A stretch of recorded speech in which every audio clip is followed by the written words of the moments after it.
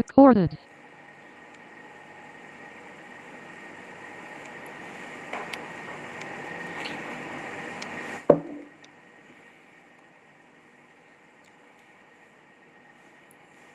चलिए बिस्मिल्लाहिर्रहमानिर्रहीम 9701 variant 21 2025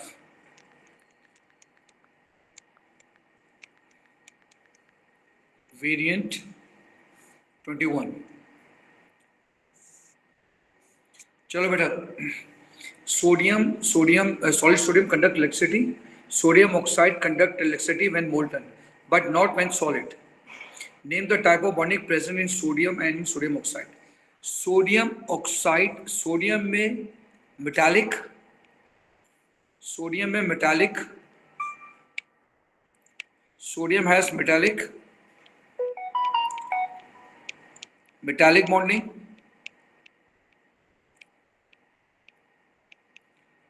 sodium oxide में ionic bonding.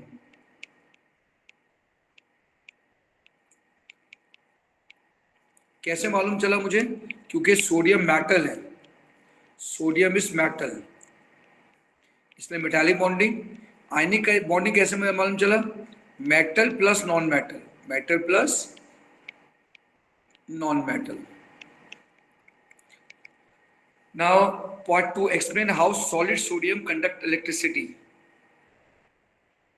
Sodium has delocalized electron, लिखेंगे सोडियम हैज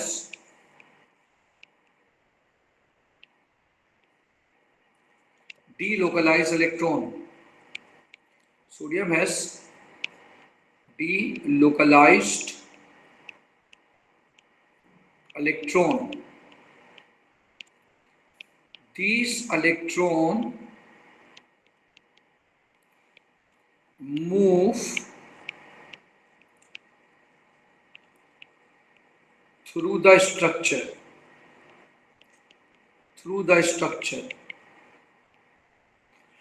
अगला पार्ट है बेटे, explain why sodium oxide conduct electricity when molten. देखो, कंडक्ट इलेक्ट्रिसिटी का मतलब होता है फ्लो ऑफ इलेक्ट्रॉन। अगर मोल्टन होता है तो आयंस फ्लो होते हैं, एक्वियस होता है तो आयन फ्लो होते हैं, जब मेटल होता है तो इलेक्ट्रॉन फ्लो होते हैं। तो इसमें लिखेंगे सोडियम ऑक्साइड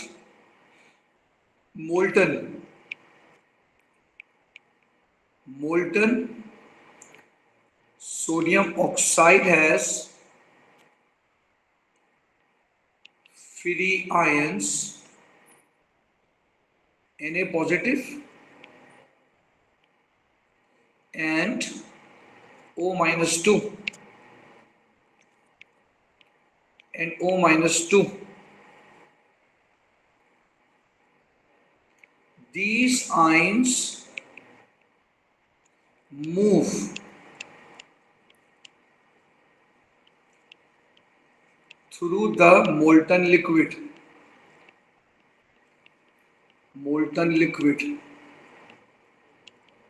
ये इसका सेकेंड पार्ट हो गया। नाउ थर्ड,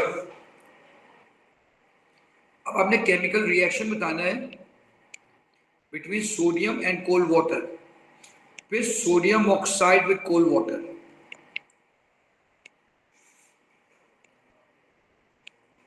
बेटा, सोडियम को जब कोल्ड वाटर में डालेंगे तो बेस बनता है sodium hydroxide NaOH, hydrogen gas release हो जाएगी, स्ट्रेट सिंबल लिखने की जरूरत ही नहीं। अब आप गौर से देखें, इधर 2 हाइड्रोजन है और इधर 3 हाइड्रोजन है, तो मैं क्या करूंगा, इधर 2 लगा दूंगा, अब हाइड्रोजन 4 होगा, या 4 हाइड्रोजन होगा। राइट साइड पे देखें, 2 और 2 4 हाइड्रोजन, 4 हाइड्रोजन, 2 ऑक्सीजन, 2 ऑक्सीजन, सिर्फ यहां 2 लगाएंगे, इक्वेशन बैलेंस। अब आ जाए सोडियम ऑक्साइड को पानी में डालेंगे। जब आप सोडियम ऑक्साइड को पानी में डालेंगे तब भी यही बनेगा, कोई नई चीज नहीं बन जाएगी। सोडियम ऑक्साइड को पानी में डालेंगे तब भी सोडियम हाइड्रोक्साइड ही बनेगा, NaOH। अब कितने सोडियम है? 2 सोडियम है, ठीक है, तो इधर 2 लगा देंगे सोडियम। ऑक्सीजन राइट पे 2 है, देखें राइट पे 2 है ऑक्सीजन, इधर भी राइट पे 2 ऑक्सीजन है, इधर 2 हाइड्रोजन है, इधर भी 2 हाइड्रोजन है, तो इक्वेशन बैलेंस हो गई है। फ्री के नंबर। नेक्स्ट पार्ट कंप्लीट करना है टेबल, कंप्लीट करना है टेबल। आप मुझे बताइए, ये पूछ रहा है one similarity in observation on addition to cold water, दोनों को कोल्ड वाटर में डालना, क्या सिमिलरिटी होगी और क्या डिफरेंस आएगा? बताइए, क्या ये दोनों सॉलिड है ना? जैसे ही पानी में डालेंगे सॉलिड डिसॉल्व, सॉलिड डिसअपियर, तो पहला पॉइंट ये आएगा solid dissolve and disappears, solid dissolve and disappear and give colorless solution। बताइए, क्या उसने ऑब्जर्वेशन पूछी थी ना? मैंने दोनों ऑब्जर्वेशन लिखी है, dissolve observation, colourless solution observation. Marks कैसे मिलते वो सीखो। कलरलेस सोल्यूशन मार्क मिलेगा, डिसअपियर मार्क मिलेगा। अब दोनों में डिफरेंस क्या है बताओ? दोनों में, एक में हाइड्रोजन गैस बन रही है तो बबल्स आएंगे, दूसरे में नहीं बनेंगे बबल्स। तो भाई आप लिखेंगे सोडियम वाले में, सोडियम गिव्स बबल, बबल्स और effervescence, effervescence of hydrogen gas, है ना? यहां क्या लिखेंगे? No bubble,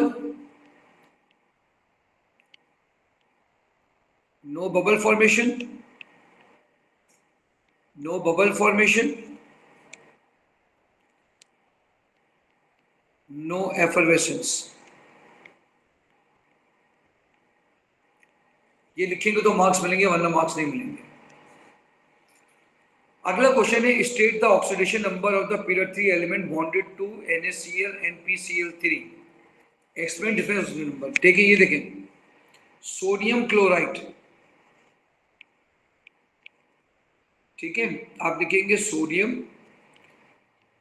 plus chlorine is equal to 0, sodium plus 1 plus chlorine is equal to 0, तो क्लोरीन इज इक्वल टू -1। क्या ये बात समझ आ रही है? मैं दोबारा बता रहा हूं आपको, देखें साइड में करते हैं। Na plus Cl is equal to 0, Na plus 1, Cl निकालना है 0, तो Cl is equal to -1, PCl5 में आ गया। सोडियम मेटल है, सोडियम मेटल है, जेन में रख लेना। तो दूसरा वाला नॉन मेटल है, माइनस में हो गया क्लोरीन, तो क्लोरीन तो है माइनस, दोनों में माइनस में। देखिए सोडियम मेटल है, ठीक है। अब आ जाओ PCl5 इज इक्वल टू 0, ठीक है। तो अब फॉस्फोरस का क्या होता है ऑक्सीडेशन नंबर? -3, फॉस्फोरस हो रहा है -3, -3 plus 5 Cl is equal to 0, तो Cl इज इक्वल टू 3/5। बोलो बेटा ऐसा ही है? बोलो बेटा ऐसा ही है या नहीं है?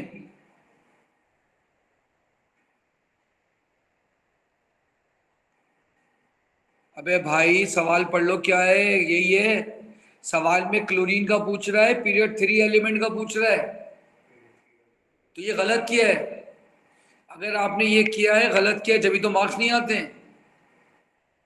सवाल में क्या कह रहा है ये देखो, oxidation number of period 3 element bonded to chlorine, ये क्या है? गलत किया। आपने किसका निकालना था बेटा?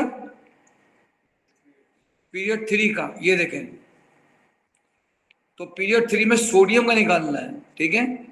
तो sodium -1 is equal to 0, sodium is equal to +1।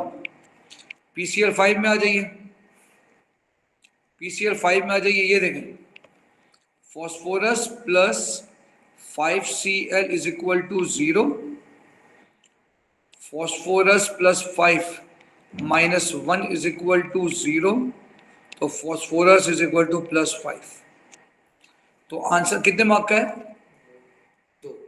तो क्या लिखेंगे? सोडियम का मार्क क्या है? सोडियम का क्या लिखेंगे? +1। फॉस्फोरस का क्या लिखेंगे? +5। एक नंबर मिल जाएगा। ठीक है, बताइए सोडियम के वैलेंस शेल में कितने इलेक्ट्रॉन होते हैं? 1, तो वो 1 ही देगा, +1। बताइए फॉस्फोरस के आखिरी शेल में कितने इलेक्ट्रॉन होते हैं? 5, तो वो 5 ही देगा। ऑक्सीडेशन नंबर है ना, ऑक्सीडेशन नंबर का मतलब होता है इलेक्ट्रॉन देना लेना। वो तो मुझे भी मालूम है, ये कोवेलेंट बॉन्डिंग बनाता है, लेकिन ये देगा कितना ऑक्सीजन में? क्यों +5 है? क्योंकि इसके वैलेंस शेल में 5 इलेक्ट्रॉन है, इसलिए यही रीजन लिखेंगे। ठीक है, तो अब इसका आंसर लिखेंगे। पहला पहला लिखेंगे सोडियम हैज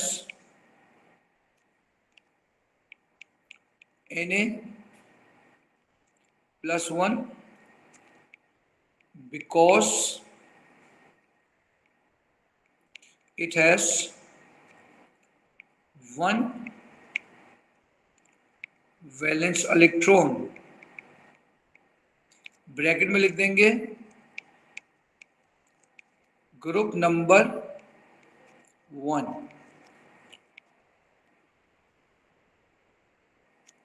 अगला लिखेंगे बेटे phosphorus is equal to +5। Why? Because it has 5 valence electron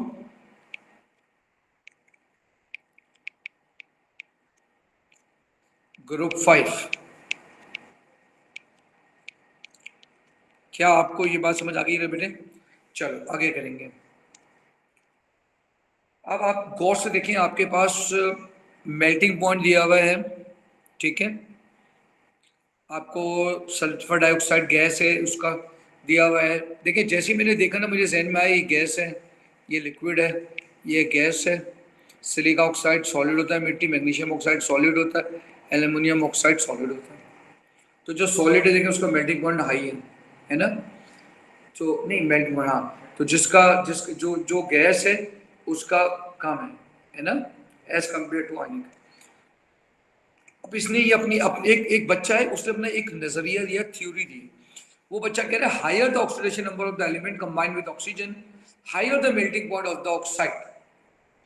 oxygen oxygen oxygen, oxygen जिसके साथ जुड़ा हुआ है उसकी ऑक्सीडेशन नंबर देखो लिखा है, जितना ज्यादा होगा higher the oxidation number, higher the oxidation number of the element combined with oxygen, higher the melting point.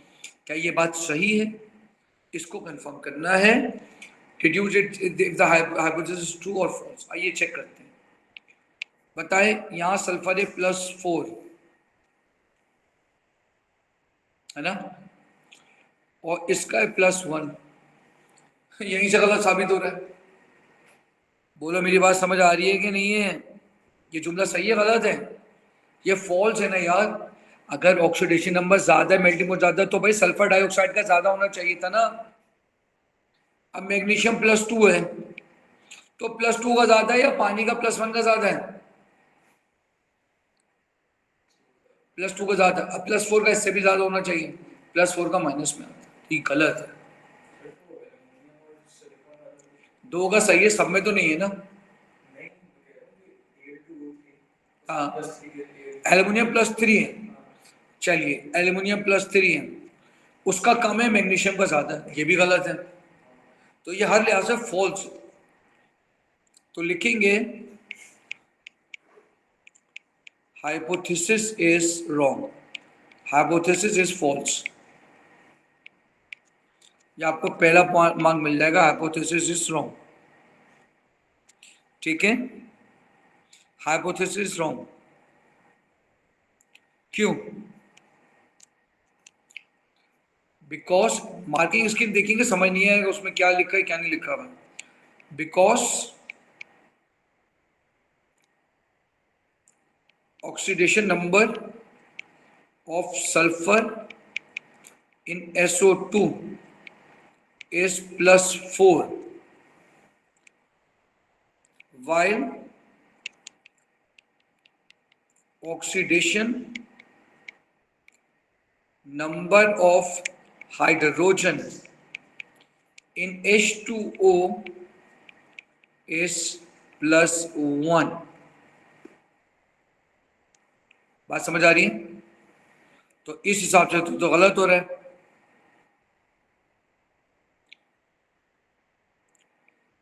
Next,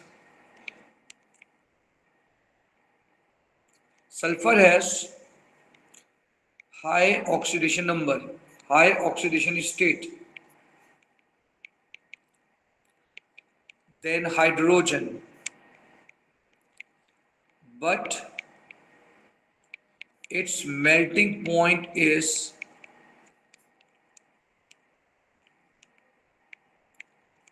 less than melting point of water। समझ आ गया होगा मेरे ख्याल में, पूरा बात क्लियर है, पूरी बात क्लियर है। 2 मार्क के लिए कहीं सुस्ती काली नहीं करेंगे। यहाँ +6 है, यहाँ +4 है, तो ये स्टेटमेंट गलत साबित हो रही है। ठीक है,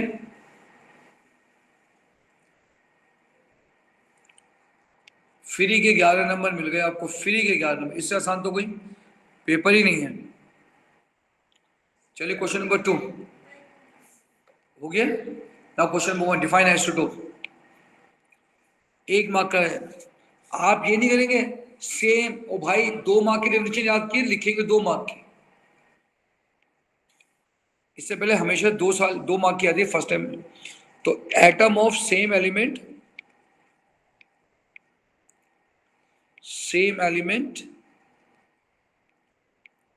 हैविंग, दूसरा नंबर यहां से आएगा,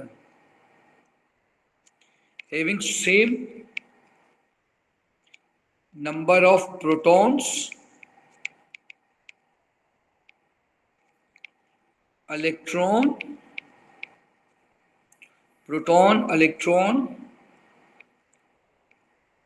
atomic number,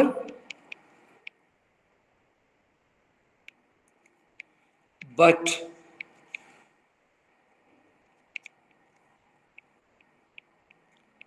different number of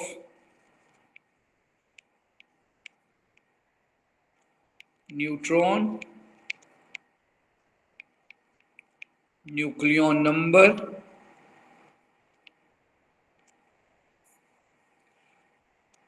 या मास नंबर। चलिए अब इंतहाई बच्चों वाला क्वेश्चन है। ठीक है, find relative atomic mass, find relative atomic mass. ठीक है, देखिए भाई ये x1 है, ये y1 है, ये x2 है, ये y2 है, ये x3 है, ये y3 है। खुद करें इसको, तो AR is equal to x1 y1 plus x2 y2 plus x3 y3 divided by 100।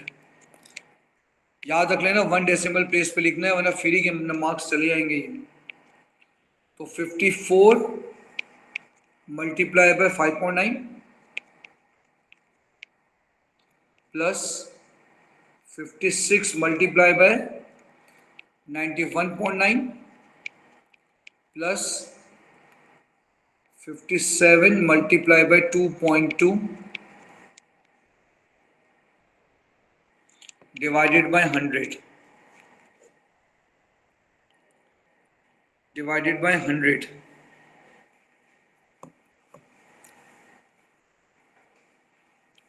देखेंगे बेटे क्या आंसर आ रहा है।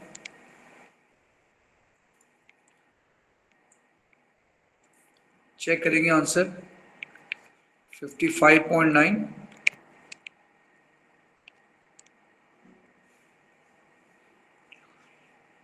आंसर बताएंगे बेटा, आंसर क्या आ रहा है।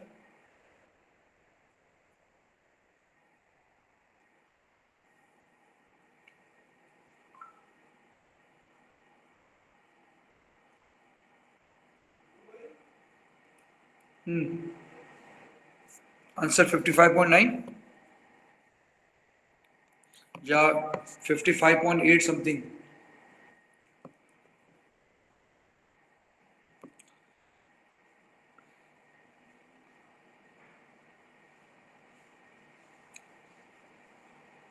आंसर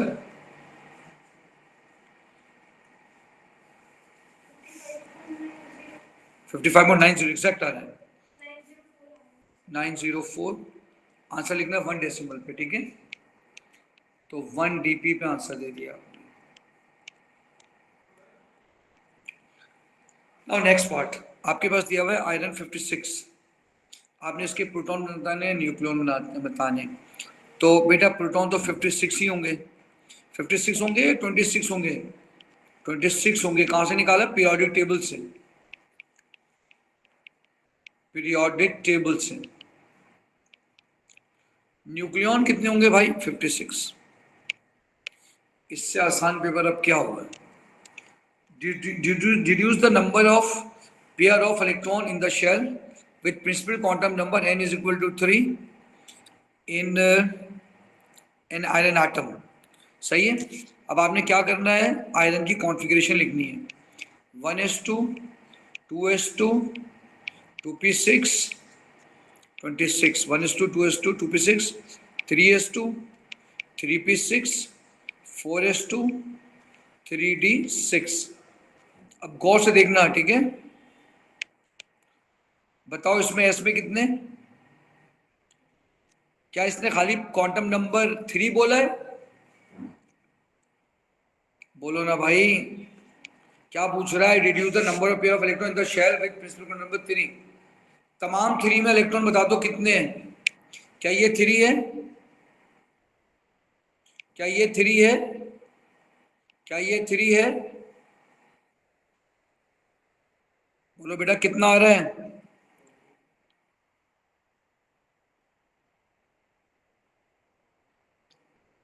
बेटा deduce the number of pair of electron in the shell with principal quantum number n is equal to 3 in an iron atom. Pair पूछ रहा है, पेयर। आपने जो जूते पहने वो कितने पेयर हैं? एक, ये ध्यान में रखिएगा, ठीक है। शूज नहीं पूछ रहा है, पेयर ऑफ पेयर पूछ रहा है, पेयर। तो क्या आंसर होना चाहिए भाई?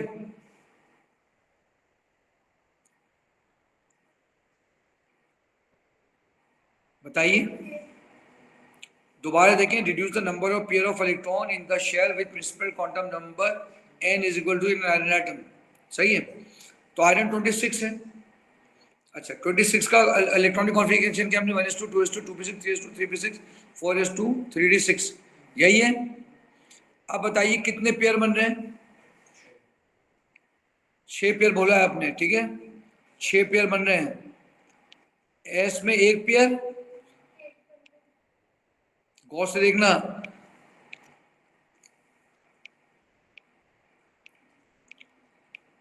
पी में 3 pair,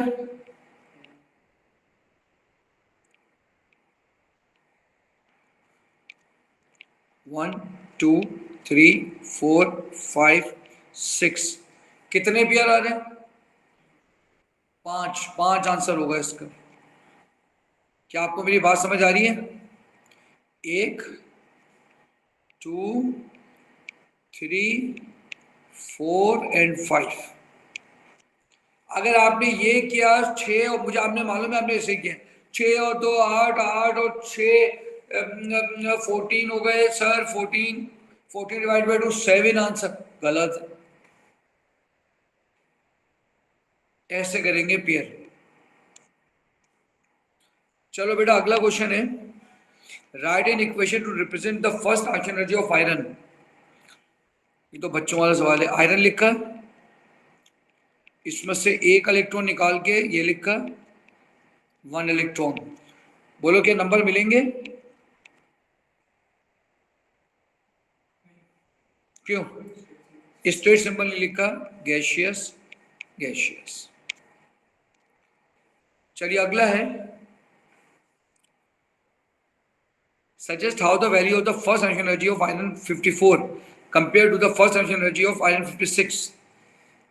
Explain your answer in terms of factor that affecting iron energy.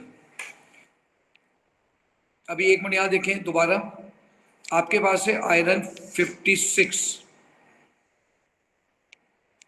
दूसरा है आयरन 54। बताइए इसके प्रोटॉन नंबर क्या होगा? 26। बोलो इसका प्रोटॉन नंबर क्या होगा? बोलो बेटा। 26।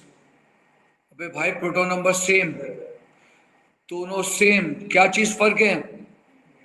अबे न्यूट्रॉन से आयन एनर्जी में क्या फर्क पड़ता है भाई? कुछ भी नहीं पड़ता, कुछ भी नहीं पड़ता। क्या सवाल दिया? No effect, because shell is same, electrons are same, protons are same, shielding is same, everything is same, only neutron.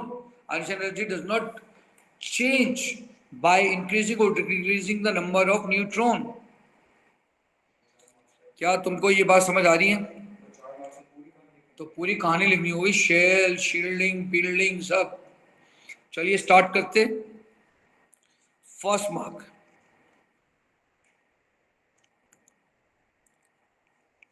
Both यानी Fe56 and Fe54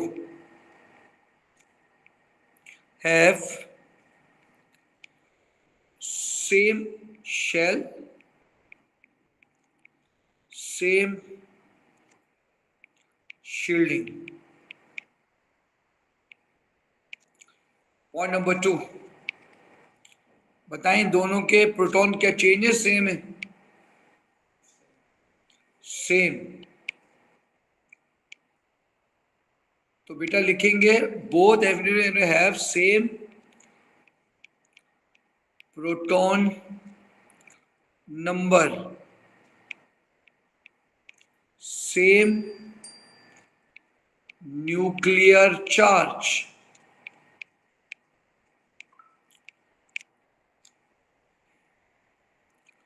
बताओ बेटा, अट्रैक्शन सेम होगी डिफरेंट होगी?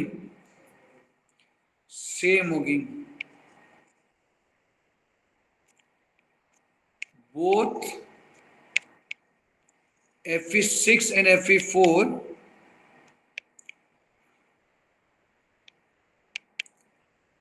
both Fe6 and Fe4 have same nuclear attraction, same nuclear attraction. किसको भाई? Two valence shell electron, valence shell electron, same shell, same shielding, सब कुछ same, same proton. तो बताइए क्या ये तो लिखा ही नहीं, hence both have same ionization energy, same ionization energy, both have same ionization। समझ आ गई बात? लिखना चाहे तो लिख दें, एक्सप्लेन योर आंसर तो लिख लें।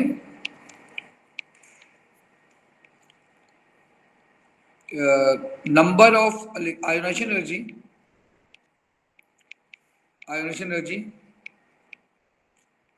does not change by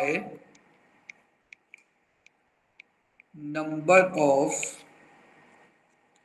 neutron। मैं तो एक जुमला और लिखाऊंगा, DI isotopes have same ionization energy।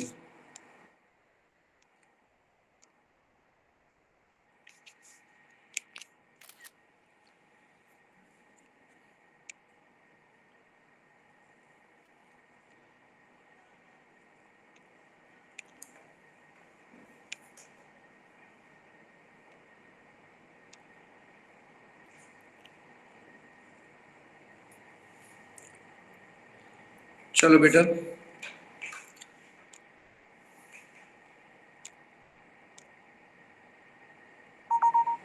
चलिए आगे बढ़ते हैं।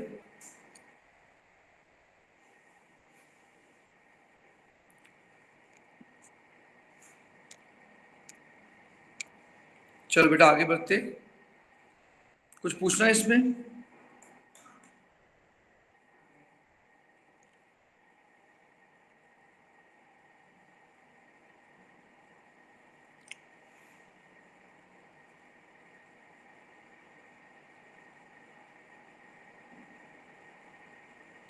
ये 9701 का क्वेश्चन है, मई जून 2025।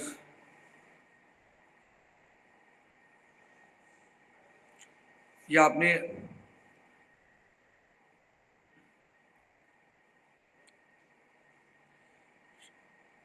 बेटा अगला क्वेश्चन करें।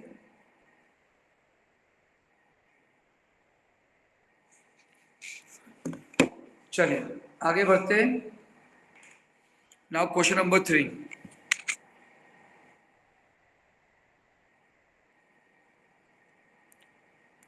Now question number 3। Now question number 3।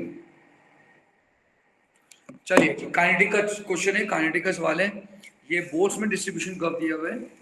Sketch and figure the shape of the curve for the same sample of hydrogen molecule when the temperature is increased. When you increase, graph move to the left, peak height decreases, straight line after the energy of activation ऊपर हो जाती है, rises up। कौन आना चाह रहे हैं? ठीक है, रिकॉर्डिंग हो रही है, ठीक है जी। चलिए जी, अब आपने इसका स्केच बनाना है, ग्राफ बनाना है, ठीक है। तो ये देखिए, graph move to the right. देखिए graph move to the right first, peak height decreases, straight line after the energy of activation rises. बिल्कुल सही है, ये राइज हो गया।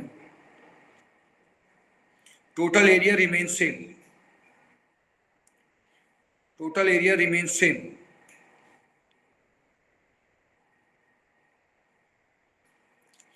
ये इंक्रीज टेम्परेचर लिख दें भाई, increased temperature.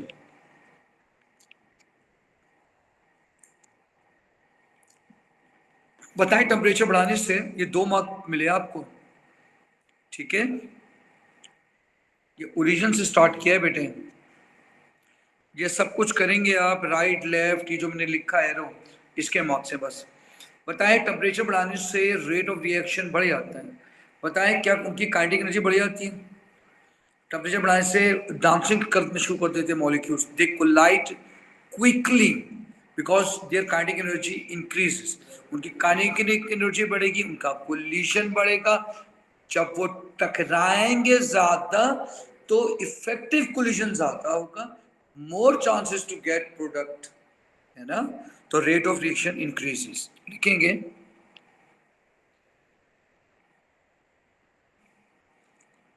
S temperature increases,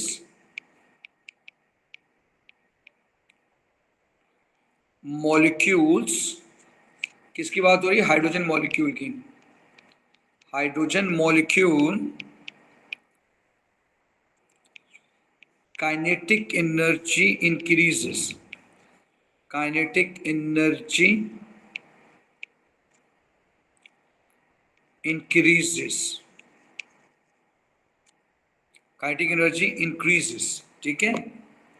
kinetic energy increases and become greater than activation energy. ये लिखना ज्यादा जरूरी है, ग्रेटर देन एक्टिवेशन एनर्जी। ये आपको एक मार्क मिल गया। दूसरा mark, as temperature increases, hydrogen molecules kinetic energy increases and become greater than activation energy। किसकी बात हो रही है? Kinetic energy.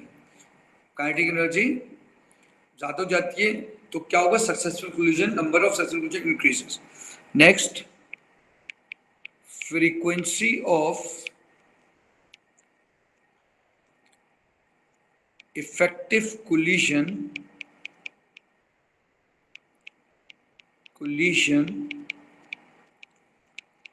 बिटवीन रिएक्टेंट, ये देखें ये दोनों, between reactants, frequency of effective collision between reactants increases। तो रिएक्टेंट में ब्रैकेट में लिख देंगे H2 plus C6 H12।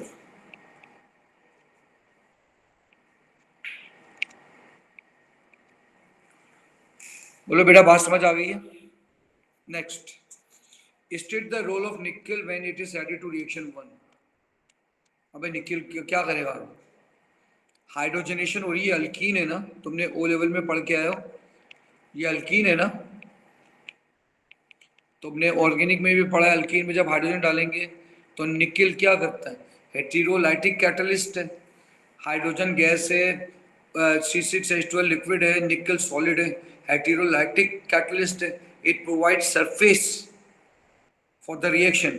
Biryani खा रहे हो, प्लेट में खाओगे या हवा में खाओगे?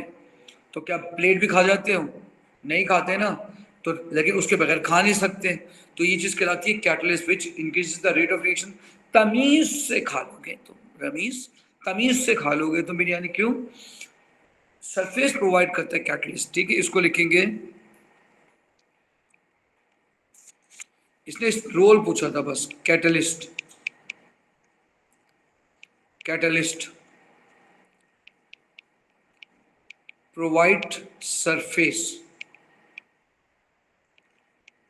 For the reaction. खाली कैटलिस्ट लिखोगे तो भी नंबर मिल जाएंगे। बताओ, निकल डालने से, कैटलिस्ट डालने से क्या हुआ? क्या होता है? एनर्जी ऑफ एक्टिवेशन कम हो जाती है, शेप वैसी रहेगा, सब कुछ वैसे रहेगा, है क्या होगा? लेफ्ट पे चली जाएगी। ये देखो भाई, ये देखो, ये देखो, इधर आ जाएगी। नहीं तो क्या लिखोगे इस पे? EA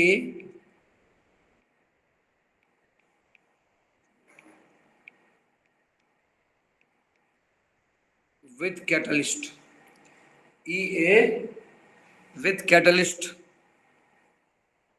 क्या तुमको मेरी बात समझ आ रही है? चलो नेक्स्ट पार्ट है, डिफाइन ली चैटलियर प्रिंसिपल। इक्विलिब्रियम का है।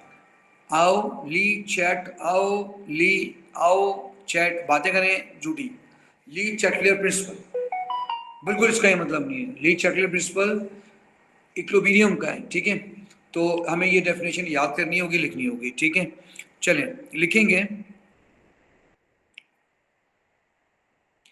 इफ, मैं बिल्कुल मार्किंग स्कीम वाली लिखवा रहा हूं, ठीक है। इफ अ चेंज का मतलब क्या हुआ? कंसंट्रेशन चेंज कर लें, है concentration,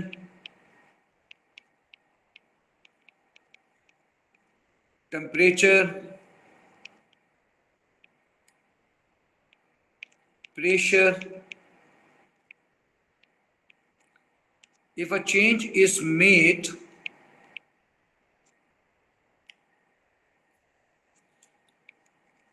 at a system in dynamic equilibrium, in dynamic equilibrium, ठीक है, तो क्या होगा? द इक्विलिब्रियम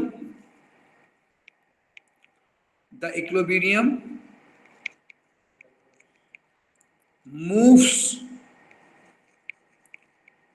यहां तक आपको एक नंबर मिल जाएगा.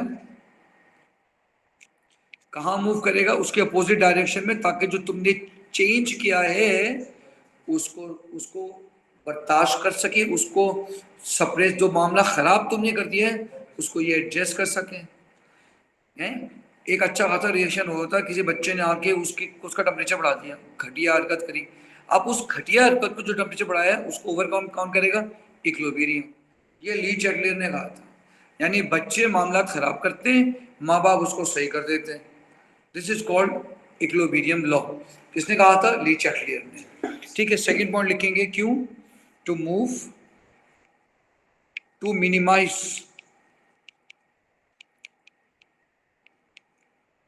the change in condition.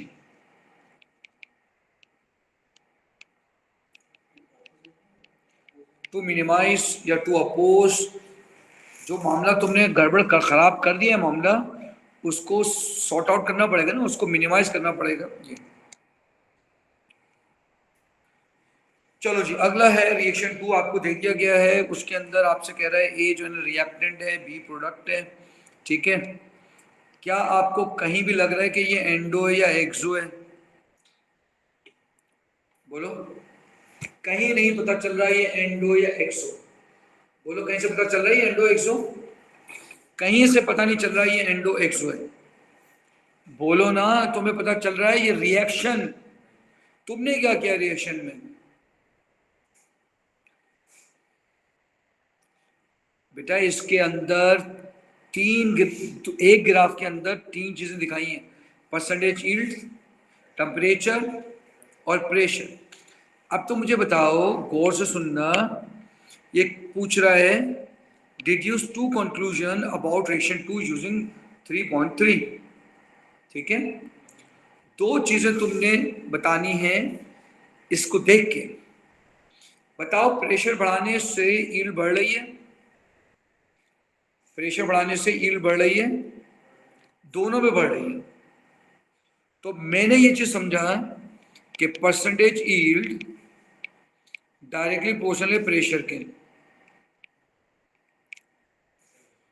तो whenever you increase the pressure, equilibrium move towards lesser mole.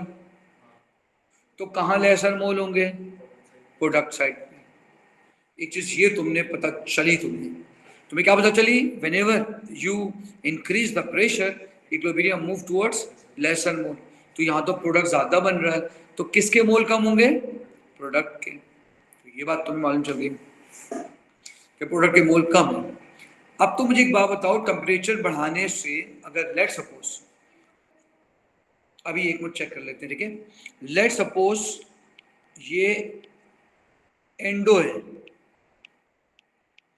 Endo का मतलब है पॉजिटिव. अगर तुम टेम्परेचर बढ़ाओगे, तुमने तो टेम्परेचर बढ़ाया है ना या कम किया है? 300 पे से 350 किया. तो जब तुमने टेम्परेचर बढ़ाया है तो परसेंटेज यील्ड कम हो रही है, यानी ये रिएक्शन नाराज हो रहा है. तो अगर ये एंडो होता तो ये फॉरवर्ड बढ़ता.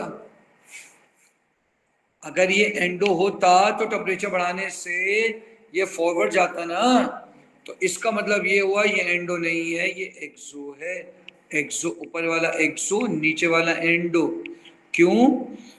मैंने कहा था इन इन इन आई एन इन ई एन इन, ये डी आई बताई थी, I N in E N in endothermic whenever you increase the temperature it favors endothermic.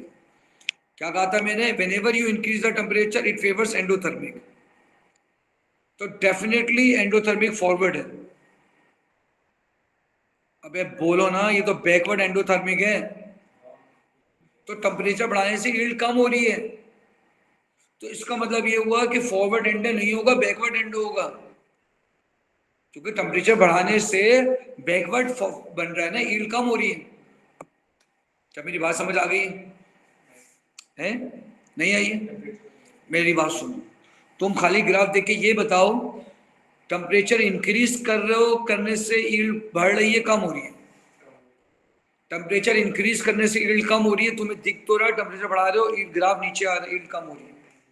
Temperature बढ़ाने से यील्ड कम हो रही है, इसका मतलब है ये रिएक्शन टेम्परेचर बढ़ाने से नाराज हो रहा है। नाराज होने का मतलब है बैकवर्ड जा रहा है, इसका मतलब है बैकवर्ड एंडो होगा। क्यों? whenever you increase temperature it favors endo, तो ये नाराज हो रहा है तो एंडो, तो बैकवर्ड है एंडो, तो फॉरवर्ड क्या होगा? एक्सो। तो यहां हमेशा फॉरवर्ड का लिखेंगे एक्सो। बात समझ आ गई? तो भाई आपने क्या लिखना होगा? आपने क्या लिखना होगा? फर्स्ट पॉइंट प्रोडक्ट मोल, प्रोडक्ट मोल यानी मोल ऑफ, यानी प्रोडक्ट मोल सी है ना, इज ग्रेटर देन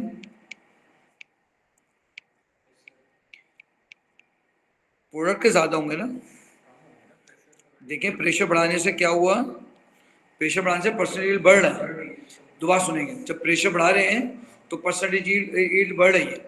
तो whenever you increase the pressure equilibrium move towards lesser mole, तो लेसर मोल कहां पे होंगे? यील्ड बढ़ रही है, तो प्रोडक्ट साइड पे बताइए, आप बताइए क्या बोलेंगे, मुझे बताएं। किसके मोल ज्यादा होंगे? प्रोडक्ट के मोल ज्यादा होंगे रिएक्टेंट के? रिएक्टेंट के मोल ज्यादा होंगे, बिल्कुल सही है। प्रोडक्ट मोल ग्रेटर नहीं होंगे, प्रोडक्ट मोल स्मॉलर होंगे, स्मॉलर देन रिएक्टेंट मोल। रिएक्टेंट मोल क्या होंगे बेटे? ए plus B.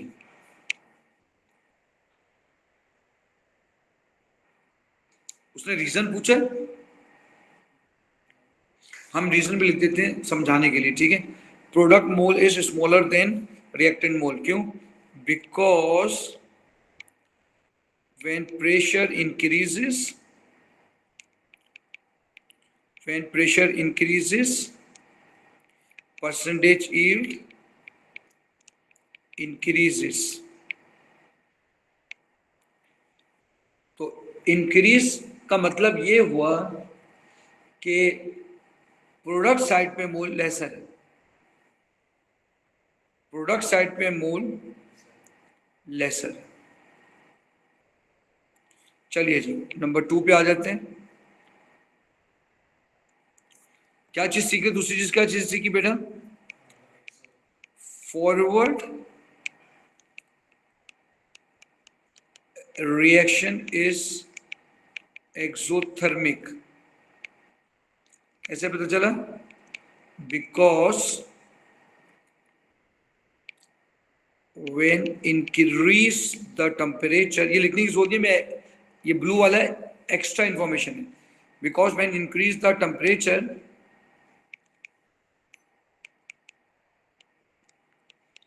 it favors endothermic, favors endothermic यानी बैकवर्ड साइड।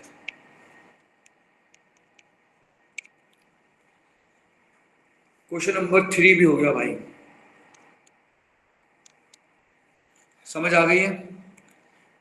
अगर एंजॉय करके करेंगे तो 5 पेपर बहुत ज़्यादा कर सकेंगे घर पे भी। ये स्कॉर्बिक एसिड है। स्कॉर्बिक एसिड का दूसरा नाम क्या होता है? Vitamin C. ये विटामिन सी है स्कॉर्बिक एसिड। इसका एम्पिरिकल फॉर्मूला बताना है आपने, ठीक है? देखिए मैं कैसे करूंगा एम्पिरिकल फॉर्मूला, गौर से देखिएगा। मैंने ये रेड पेन उठाया, 1 2 3 4 5 6। कितना टाइम लगा? थोड़ा सा लगा। तो भाई कार्बन कितने? 6। आइए हाइड्रोजन गिनता हूं, 1 2 3 4 5 6 7 8, बस 8। सही है? तो बताइए कार्बन कितने? 6।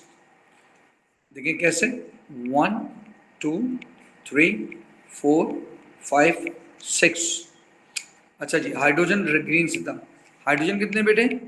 ये देखें, 1 1 2 3 4 5 6 7 8। 8 हो गए? बोले 8 हो गए? हाइड्रोजन 8। बताइए ऑक्सीजन कितने? 6। तो इसका एम्पिरिकल फॉर्मूला क्या बनता है बेटा? C6। ये एक बार सबर, जरा सबर। Carbon 6, hydrogen 8, oxygen 6। जरा ठहरो, ये एम्पिरिकल फॉर्मूला नहीं है, मॉलिक्यूलर फॉर्मूला है। ओ भाई ये एम्पिरिकल फॉर्मूला नहीं है, मॉलिक्यूलर फॉर्मूला है। 2 3 6, 2 4 8, 2 3 6। इसका फॉर्मूला बनता है C3H4O3। ये सही है, वो लिखना गलत हो जाएगा। ये एम्पिरिकल फॉर्मूला है।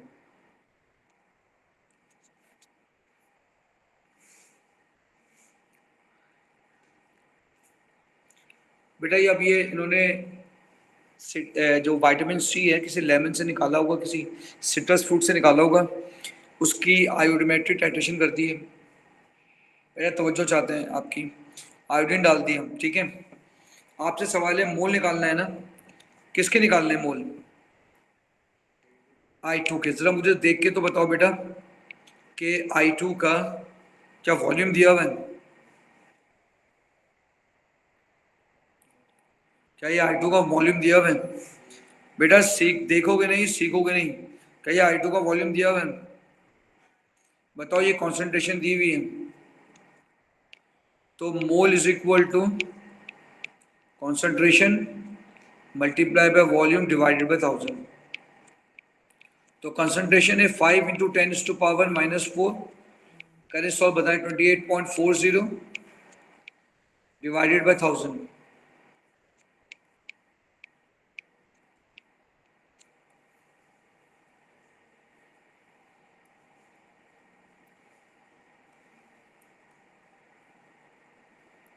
बोलो बेटा।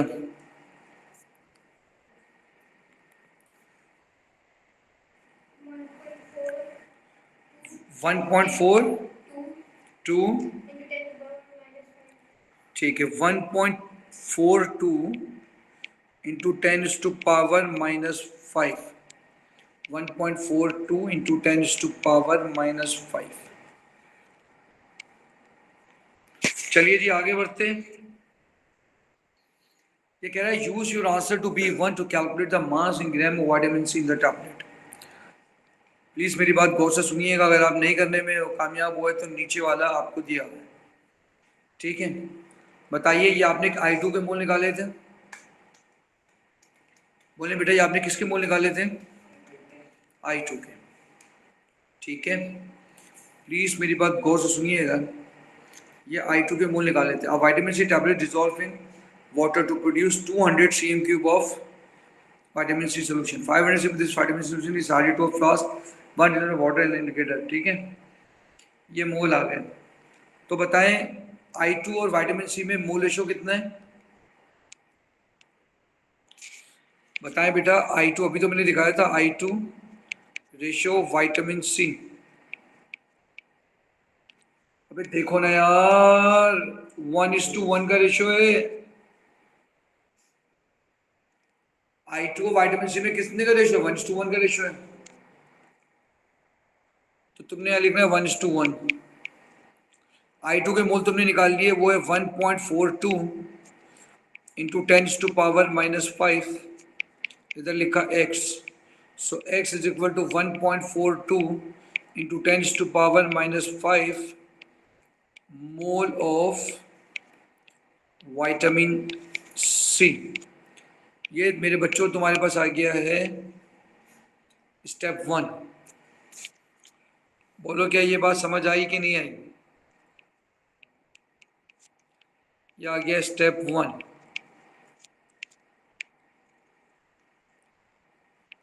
अब आ जाओ स्टेप 2। अब आ जाओ स्टेप 2। बताओ तुमसे इसने ग्राम का पूछा है या मास पूछा, क्या पूछा है? मास पूछा है, ठीक है। अच्छा ये बताओ, तुमने ये 200 में बना, देखो टोटल वॉल्यूम कितना है इसका, देखो इधर देख लो बेटा, सवाल देख लो।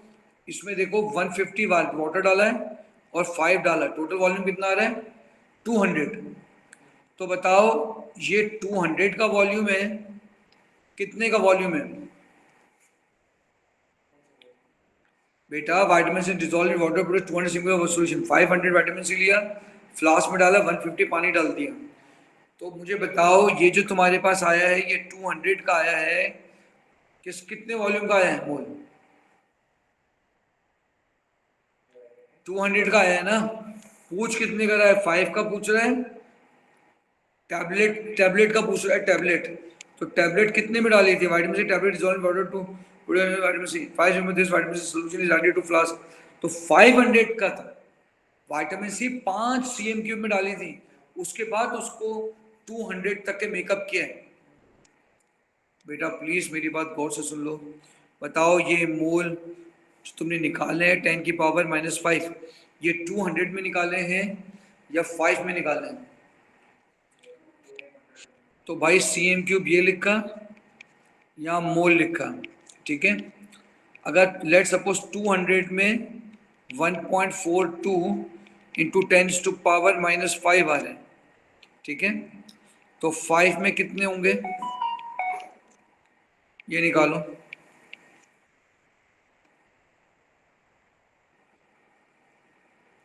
मैं फिर तुमसे कह रहा हूं, एक बार दोबारा सुन लो। Use your answer to be 1 to calculate the mass in gram of vitamin C in the tablet. दोबारा सुनो इस क्वेश्चन।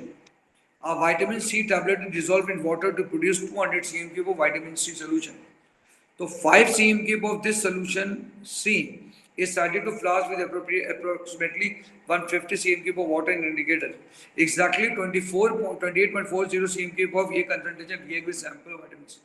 तो ये जो मोल आए थे ये 200 के आए थे ना, या 5 के आए थे? बोलो किससे रिएक्ट किया था इस डिसॉल्व में? तुम पढ़ लो ना, तुम्हारे पास लिखा तो है।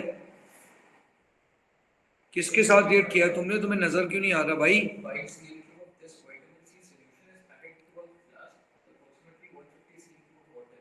ठीक है, पहले जो सॉल्यूशन बनाया था उसमें 5 cm तुमने 5 में बनाया हुआ है तुम्हारे पास, ठीक है। तुमने उसको डाला है पानी के अंदर, इसमें पहले से 150 पानी मौजूद था, ठीक है। तो अब तुम ये बताओ कि वो जो 5 में जो मोल तुमने निकाले हैं, तो वो 5 में है या 200 में? मैं ये पूछ रहा हूँ। एक काम करते हैं, अब ये करते नहीं है, इसको ग्राम में कन्वर्ट कर लेते हैं ताकि मार्क्स हमारे सेफ हो जाए, ठीक है। ये देखिए, इधर देखिए, पहले हम मास निकाल लेते हैं। अभी चेक कर लेते हैं बेटे। देखो बेटा मैंने क्या कहा, तुम क्या करोगे, इधर लिखोगे ग्राम, आपको पता है ना gram is equal to mister mole. Gram is equal to mister mole. ये देखें एम आर कितना दिया हुआ था ऊपर, 176। ये 176 लिखा, मोल तुमने निकाले 1.42 इंटू 10⁻⁻5। निकालो बेटा।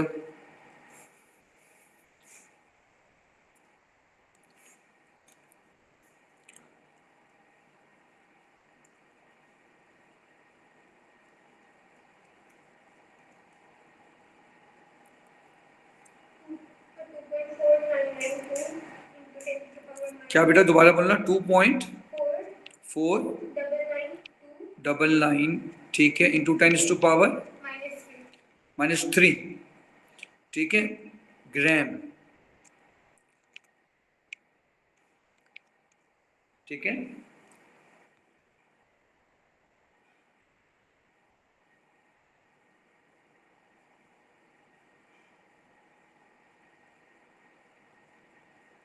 अब हम इस पे बहस कर सकते हैं, अभी आपके मार्क्स सेफ हो गए, सिर्फ एक आंसर आपका गलत होगा तो होगा, मार्क्स सेफ हो गए, ठीक है। अब हम करें स्टेप 3।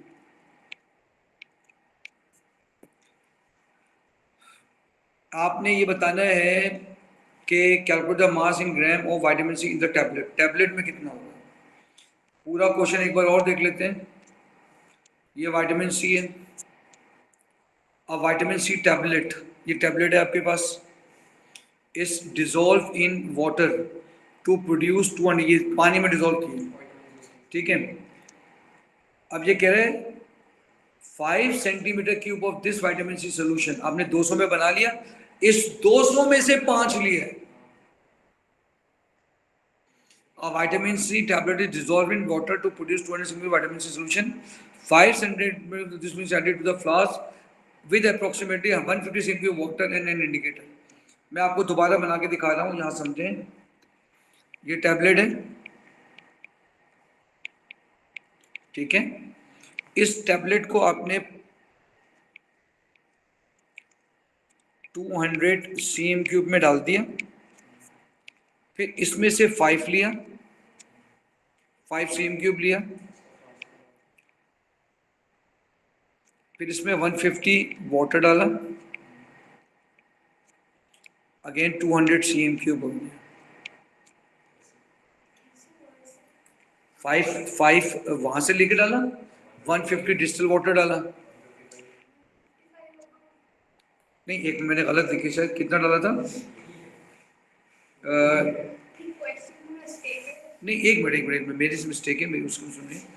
क्या कह रहे हैं, 5 centimetre cube this solution is added to a flask में अप्रोक्सीमेटली 150 वाटर।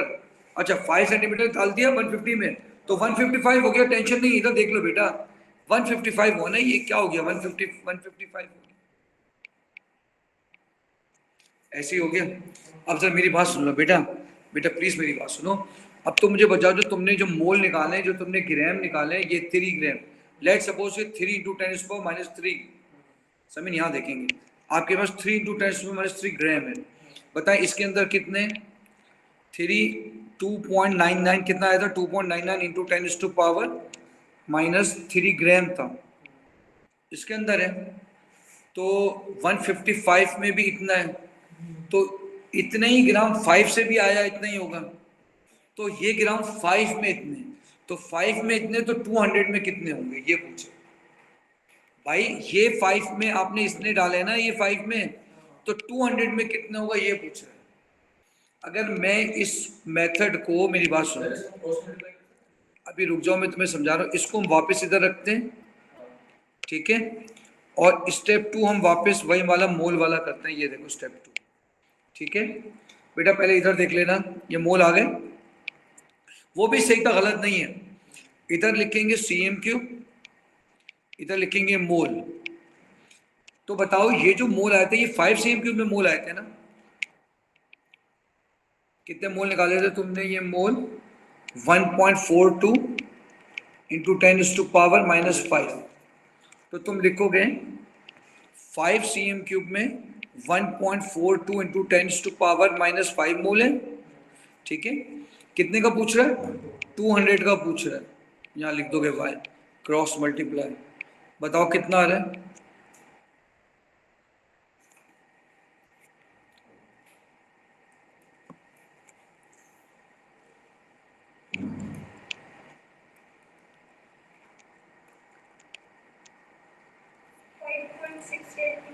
-5.68 आगे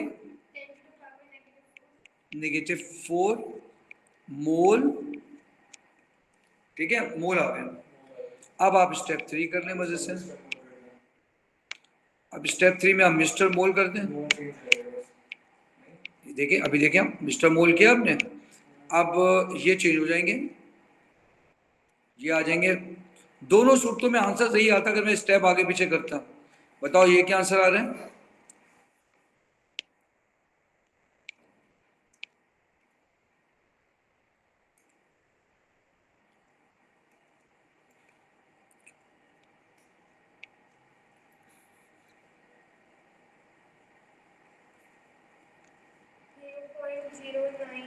0.09968 ग्राम, 0.09968 ग्राम।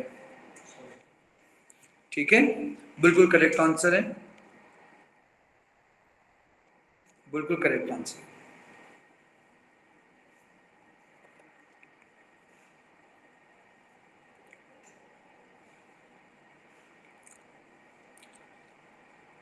बताइए रोल ऑफ I2 क्या है sir? I2 become I minus, I2 become I minus, खुद क्या हो रही है? रिड्यूस, तो दूसरे को क्या कर रहा होगा? ऑक्सीडाइज, तो ऑक्सीडाइजिंग एजेंट, ऑक्सीडाइजिंग एजेंट। अब ये कह रहे हैं suggest to reason why hot concentrated acidified KMnO4 is not a suitable reagent for producing Q from vitamin C। बताएं, आपने आयोडीन डाल के करा है, आप KMnO4 डालते तो क्या करते हैं? क्या इसके अंदर आपको सेकेंड डिग्री अल्कोहल नजर नहीं आ रही है? क्या आपको फर्स्ट डिग्री अल्कोहल नहीं आ रही है? अबे भाई तुमने इलेक्ट्रॉन निकालना है या आगे इसको ऑक्सीडाइज कर देना है, तो KMnO4 तो इसको ऑक्सीडाइज कर देगा, ये first degree alcohol carboxylic acid बन जाएगा, ये क्या बन जाएगा? ये कीटोन बन जाएगा। इसलिए क्या ये बात समझ आ रही है? तो पहला इसका आंसर लिखेंगे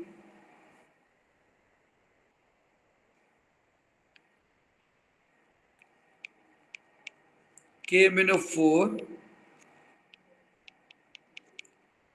oxidizes first degree alcohol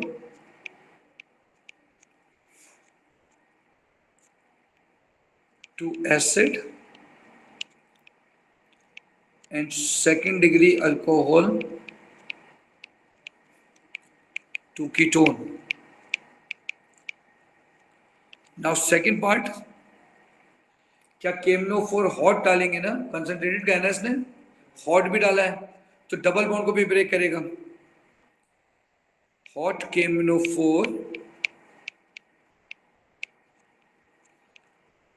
also oxidize alkene and break sigma and pi bond in carbon carbon double bond. आइए बता देते हैं क्या रिएक्शन होगा।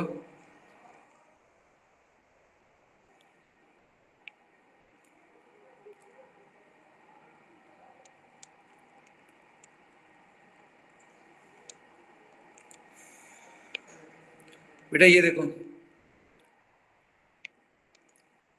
ये मैं आपको KMnO4 का रिएक्शन कर रहा हूँ, ये देख लें आप इधर प्लीज। ये H है, ये H है। जब आपने इसको डाला होगा, KMnO4 डाला होगा, तो क्या होगा गौर से देखिए। ठीक है, देखें ये OH हट जाएगा, ये OH हट जाएगा, ये डबल बॉन्ड बन जाएगा, ये डबल बॉन्ड बन के यहाँ OH आ जाएगा, ये आ जाएगा। उसके अलावा ये डबल बॉन्ड टूट जाएगा और यहाँ पर बन जाएगा कार्बन ऑक्सीजन डबल बॉन्ड, यहाँ पर डबल बन जाएगा O। ये किससे होगा? KMnO4 हॉट से। ठीक है, कॉन्सेंट्रेटेड से। मेरे ख्याल में आप लोग देख लें, मैं आपको ये PDF शेयर कर दूंगा, अच्छी से समझ लें। सी है। Predict to absorption that will be seen in the IR में जो रेलमोन group that is responsible for each absorption identified. ठीक है, अब आपने दोनों में मुझे बताना है कि कौन कौन सी फंक्शनल ग्रुप आएंगे। ठीक है, आपको बॉन्ड एनर्जी भी दी हुई, सब कुछ दी हुई है। ठीक है, बताइए क्या कार्बन ऑक्सीजन का बॉन्ड एनर्जी, अब आपके पास डेटा है, क्या आपको कार्बन ऑक्सीजन की बॉन्ड नजर आएगी इधर? बोले तो पहले नजर आएगा कार्बन ऑक्सीजन का बॉन्ड। ठीक है, बताइए क्या, ये रहा कार्बन ऑक्सीजन का बॉन्ड, ये रहा कार्बन ऑक्सीजन, ये रहा कार्बन ऑक्सीजन का बॉन्ड। ठीक है, क्या आपको ऑक्सीजन हाइड्रोजन का बॉन्ड नजर आएगा? ये आपको ऑक्सीजन हाइड्रोजन का बॉन्ड नजर आ जाएगा, ये रहा। अगला सवाल है, क्या कार्बन हाइड्रोजन का बॉन्ड नजर आएगा आपको? ये रहा कार्बन हाइड्रोजन का बॉन्ड। ठीक है, क्या आपको कार्बन ऑक्सीजन का डबल बॉन्ड नजर आएगा? ये रहा कार्बन ऑक्सीजन का डबल बॉन्ड। अब मैं कलर से दिखा रहा हूं आपको। ठीक है, ये येलो कलर आ गया कार्बन ऑक्सीजन, ये आ गया कार्बन ऑक्सीजन, ये आ गया ब्लू कलर से OH, ये आ गया OH, ये आ गया ग्रीन से CH, ये आ गया ग्रीन से CH, ये आ गया पिंक से CO, ये आ गया पिंक से CO। बताइए जल्दी से इसकी वैल्यू कितने नंबर पे आ रही है? 1040 से 1300।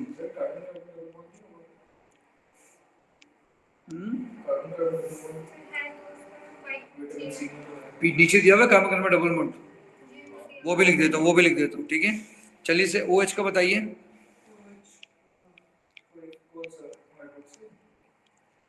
हाँ, ये लाइट ग्रीन, ये रहा, ये रहा। चलो बेटा मुझे बताओ, जो 1040 से 1300, जल्दी कर लो। OH का बताओ कितने पे आ रहा है? 3650। CH बताओ 2850 से 2950। CO का 1710 से 1750। ये रहा 1710 से 1750। एस्टर का चाहिए, ये एस्टर है, ये देखो ये रहा CO एस्टर है। बात समझ आ रही है नहीं आ रही है? C double bond O ester है, C डबल बॉन्ड O। चलो हम एक काम करते हैं, ये वाला ले लेते हैं C डबल बॉन्ड O। ठीक है, ये एस्टर है। ठीक है, अच्छा C डबल बॉन्ड C बोला है तुमने, ये कितना आ रहा है?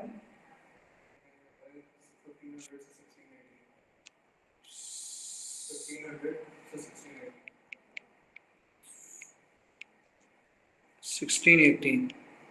अच्छा तुम्हें बताना पड़ेगा ये क्या, ये अल्कीन का बताया तुमने, तुमको बताना पड़ेगा ये एस्टर है, तुमको बताना पड़ेगा ये मैंने अल्केन का उठाया है। नहीं मैंने है तो किसका पूछा था इसने? CN Q का तो बोला था।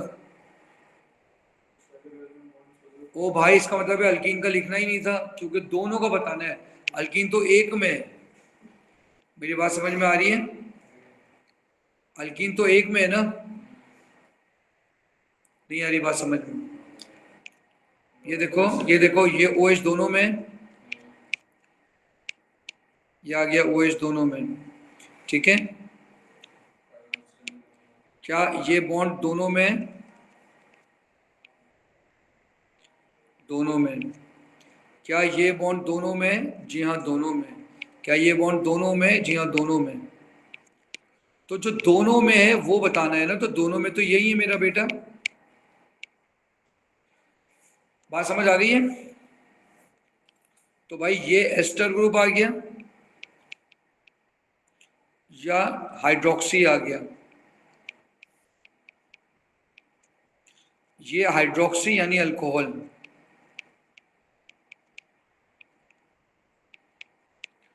अल्कोहल में से उठाइए, ये देखें, ये रहा 1040, ये उठाया यहां से, फिर मैंने OH उठाया था ये वाला,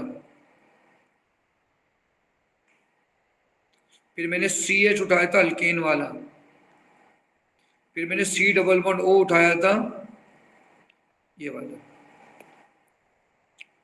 चलिए बेटा लास्ट क्वेश्चन कर लेते हैं ताकि ये पेपर जल्द से जल्द खत्म हो जाए।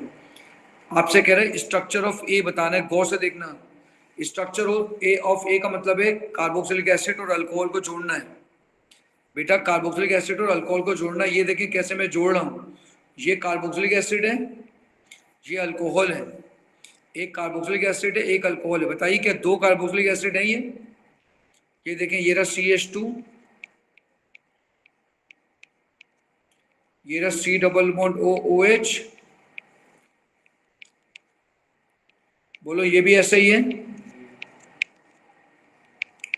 अब ये OH हटेगा, कार्बोक्सिलिक एसिड OH हटाता है, अब अल्कोहल हटाएगा, ये O दो चाहिए ना, इधर लग गए इधर लग गए। क्या ये बात समझ आ गई है? ये स्ट्रक्चर बना लिया आपने। ये कौन सा लिंकेज है बेटा? Ester linkage. मैं आपसे कह रहा हूं इसको समझ लें, PDF शेयर हो जाएगी आपके साथ। Now B, name the type of reaction that occur when A is heated with H2SO4। बताएं क्या जब A के साथ आप इसको डाल रहे हैं, ये एस्टर ही है ना, तो एस्टर हाइड्रोलिसिस हो जाएगी, एसिड हाइड्रोलिसिस। तो आंसर इज एसिड हाइड्रोलिसिस। अब आपसे ये कह रहा है कंप्लीट द रिएक्शन। बताओ कार्बोक्सिलिक एसिड में सोडियम कार्बोनेट डाला है, तो बेटा ये OH हटेगा, देखो गौर से, और ये OH हटेगा, और क्या लग जाएगा इसकी जगह? सोडियम, और कार्बोनेट बनाएगा कार्बन डाइऑक्साइड और पानी। ये देखिए मैंने OC, देखिए पहले समझ लें, OC CH2 CO, इधर Na और इधर Na लगेगा, कार्बन डाइऑक्साइड और पानी बनाएगा कार्बोनेट। क्या आपको ये बात समझ आ गई है? पूरी इक्वेशन भी हो गई है। बैलेंस ही है, बैलेंस ही है, बैलेंस ही है। Question number 2, suggest why C does not react with aqueous sodium carbonate in a similar type of reaction to B। ठीक है, C क्यों नहीं रिएक्ट कर रहा? Why C does not react? अब आप C क्या है? अल्कोहल है, C अल्कोहल है, C इज अल्कोहल। ठीक है बेटा, बात समझ आ रही है? C अल्कोहल है, B कार्बोक्सिलिक एसिड है यार। C is alcohol and not as strong as acid B। Alcohol थोड़ी रिएक्ट करता है यार। अच्छा अगला है, अब आपको दो स्टेप में दिया हुआ है रिएक्शन, ठीक है, एक है स्टेप 1, एक है स्टेप 2। आज से पूछा identify the reason condition required in step 1 and step 2। बताएं Cl को हटा के OH लगाएं, Cl को हटा के OH लगाएं, तो डेफिनेटली सोडियम हाइड्रोक्साइड चाहिए होगा aqueous plus heat under reflux, heat under reflux. Number 2, क्या करें अल्कोहल से कार्बोक्सिलिक एसिड बन जाए? अभी ऊपर करके गए थे KMnO4, तो हम डालेंगे एसिडिफाइड K2Cr2O7। KMnO4 नहीं डालते, acidified K2Cr2O7 plus heat under reflux.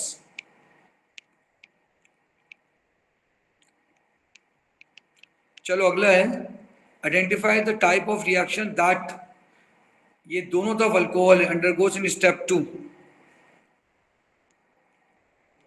बताएं अल्कोहल कार्बोक्सिलिक एसिड में कन्वर्ट हो रहा है, this is oxidation. First degree alcohol convert into carboxylic acid, this is oxidation. Oxidation कैसे पता चला?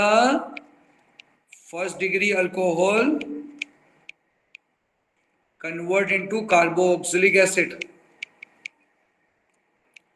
Carboxylic acid. चलिए अगला पार्ट है, ये कह रहा है B react with an excess of reducing agent R to produce D. Please यहां देख लेना बेटा, B react with excess of reducing agent. B क्या चीज है? ये कार्बोक्सिलिक एसिड। बताओ जब कार्बोक्सिलिक एसिड को तुम रिड्यूसिंग एजेंट में डालोगे, ठीक है, तो पहले तो बताओ रिड्यूसिंग एजेंट का फॉर्मूला क्या होता है? रिड्यूसिंग एजेंट क्या होता है? पहले ये बताओ रिड्यूसिंग एजेंट, प्लीज मेरी बात सुनना, ये ई पार्ट है, ई का 1 है, ठीक है। आपसे ये कह रहा है कि identify the formula of reducing agent. कोई रिड्यूसिंग एजेंट का फॉर्मूला बता दो। कार्बोक्सिलिक एसिड को कौन रिड्यूस करता है? Lithium aluminium hydride in dry ether. क्यों लिखा? क्यों लिखा? कार्बोक्सिलिक एसिड को करना है, कार्बोक्सिलिक एसिड को रिड्यूस करना है ना। नेक्स्ट कहता है कंप्लीट द इक्वेशन, ठीक है।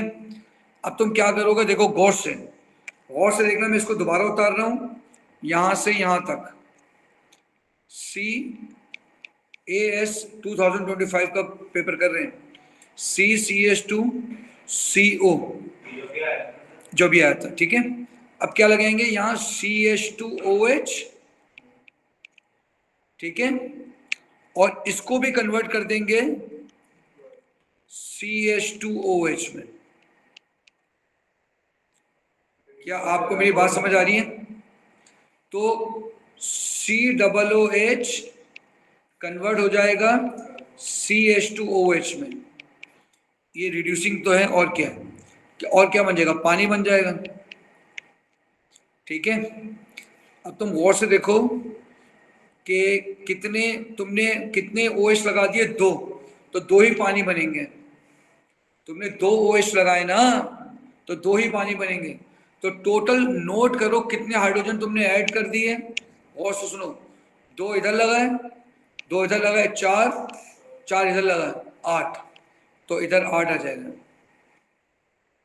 दोबारा सुनो, तुमने कार्बोक्सिलिक एसिड में 2 इधर लगाए CH2, भाई CO तो पहले से था ना यार, OH पहले से था, तुमने CO को हटा के CH2 लगाया है, तो 2 इधर, 2 इधर, 4 इधर, 4 2 2 8 हाइड्रोजन। क्या मेरी बात समझ आ रही है? नेम ऑर्गेनिक कंपाउंड ई। अब ई कहां से आ गया? अब ये कह रहा है PCl5 डाला है डी में। डी कहां है जो बना है? तो भाई ये डी है। तो मेरे बच्चों तुमने बताएं। हाँ बेटा बताएं।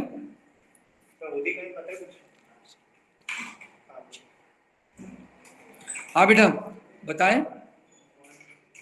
भाई डी में आपने डाला है ना, complete the equation to describe the reaction of B with an excess of R, ये आपने कर लिया। अब ई का पूछ रहा है, ई ये रहा ना, ऑर्गेनिक प्रोडक्ट इज प्रोड्यूस।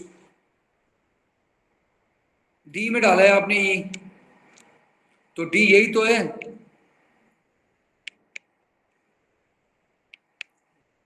जब आप इसके अंदर PCl5 डालेंगे तो क्लोरीन ऐड हो जाएगा ना यार। OH हटाओ, Cl लगाओ, OH हटाओ, Cl लगाओ, OH हटाओ, Cl लगाओ। क्या नाम है इसका? 1 2 3 1 3 डाई क्लोरो प्रोपेन। क्या ये बात समझ आ गई है? 6 क्वेश्चन आए, 6 क्वेश्चन।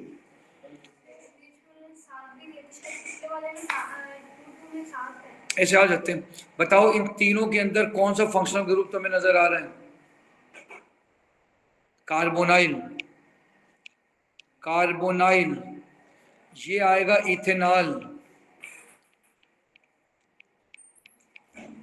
ठीक है, ये आएगा प्रोपेनोन, प्रोपेनोन,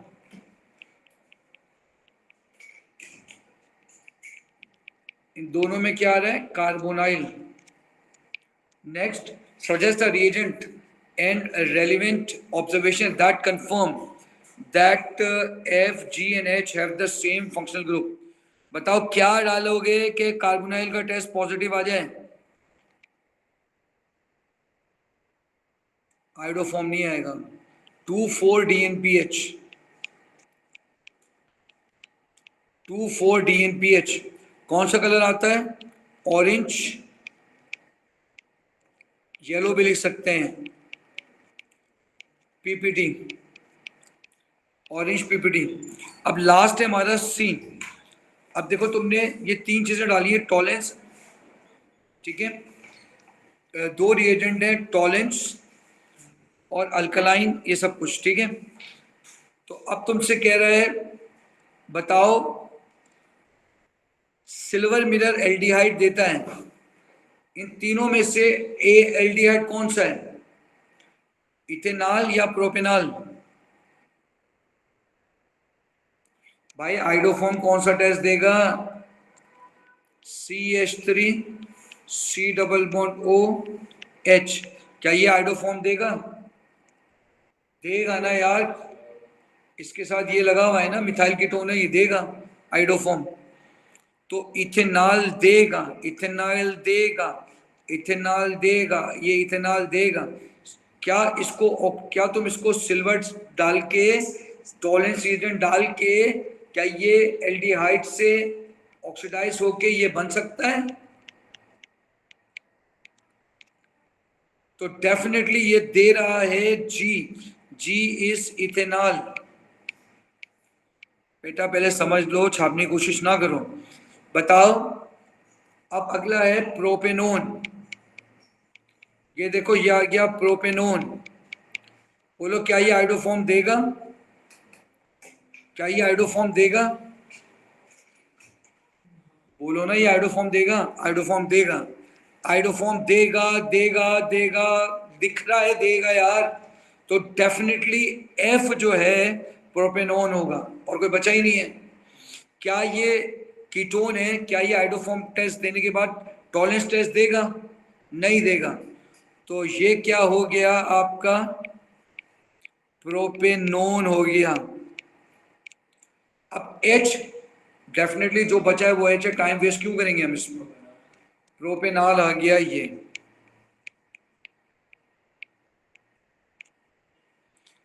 सिर्फ इसको आप ऑक्सीडाइज कर सकते हैं, आइडोफॉर्म टेस्ट नहीं दे सकते. बताइए ये जो येलो कलर आ रहा है, पीपीटी आ रहा है, वो किसकी आ रही होती है?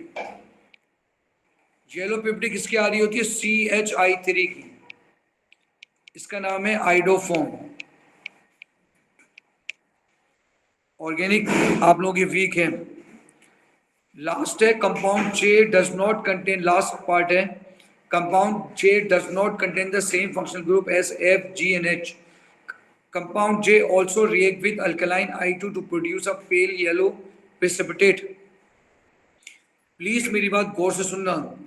J का स्ट्रक्चर पूछ रहा है. बताओ क्या J के अंदर ये चीज होगी?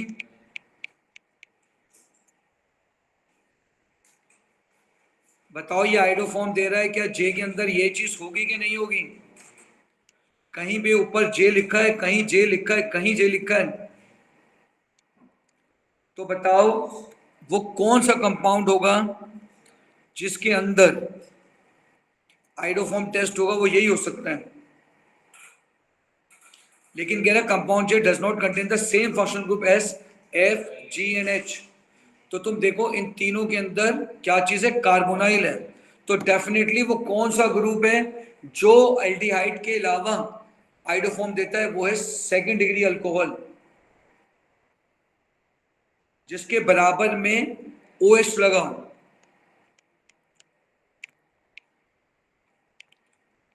बताइए क्या ये ग्रुप आइडोफॉर्म टेस्ट नहीं देगा? 3 स्टेप में देता है. तो OH group adjacent to OH group adjacent to CH3। अब चाहे तो इधर R लिख दें आप। अगर आप चाहें तो इसको ऐसे भी लिख सकते हैं, CH3 CH OH और U। भाई दो ही तो देते थे आयोडोफॉर्म टेस्ट, एक देता था एल्डिहाइड, एक देता था कीटोन, लेकिन मिथाइल कीटोन देता था। एल्डिहाइड में खाली एक ही देता है, उसका नाम क्या है, इथेनॉल, और तो कोई देता नहीं एल्डिहाइड। मिथाइल कीटोन देता है खाली टेस्ट, और तो कोई देता ही नहीं है। और दूसरा कौन देगा, ऐसा OH जो एडजेसेंट मिथाइल के लगा। क्या आपको मेरी बात समझ आ रही है? अगर एडजेसेंट में मिथाइल ग्रुप लगा है वो देगा आयोडोफॉर्म, अदरवाइज अल्कोहल देगा। चलिए पूरा ईयर हो गया।